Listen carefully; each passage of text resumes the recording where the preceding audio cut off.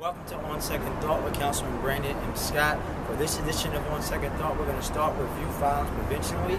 Youth Violence Prevention Week is a week every year nationally where efforts in cities around the country come together to fight youth violence and highlight what needs to be done in our country around youth violence. Here in Baltimore City over the last couple of years, we've seen record lows among violence among our young people, but still there's much more work to be had and much more work for all of us to do. I was on it last week to kick off Youth Violence Prevention Week with the Baltimore City Youth Commission for their second annual We Are the Dream Award ceremony.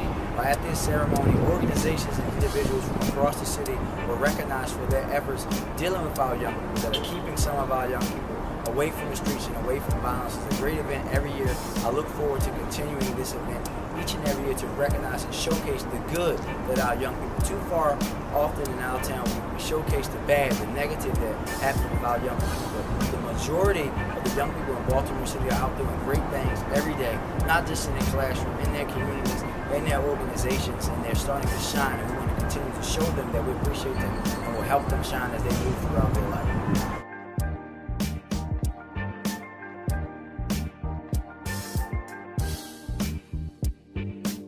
Welcome back to On Second Thought with Councilman Brandon Scott. This week for Youth Violence Prevention Week, I was honored to have a screening for the movie Live Young Blood, a movie put together by Baltimoreans, a good friend of mine, but also a great community in the city of Baltimore. Live Young Blood provides a different perspective on the outlook of how violence involved in our young people affects our whole city, but also providing solutions that are not often talked about on how to get our young men and stem this tide of violence in our communities. I was honored. It was great that we had over 60 people turn out to see the movie. We hope to continue the conversation so that we can have many more people involved in the lives of young people and bring them to turn to a life of violence.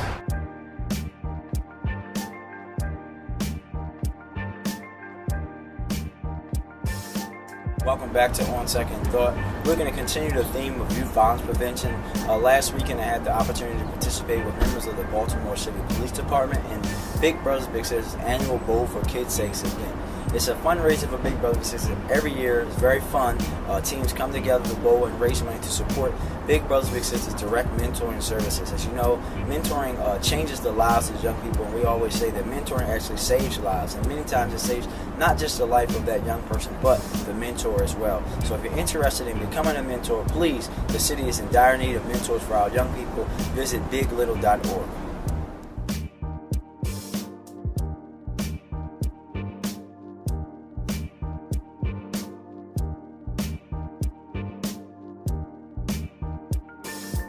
Back to On Second Thought with Councilman Brandon Scott.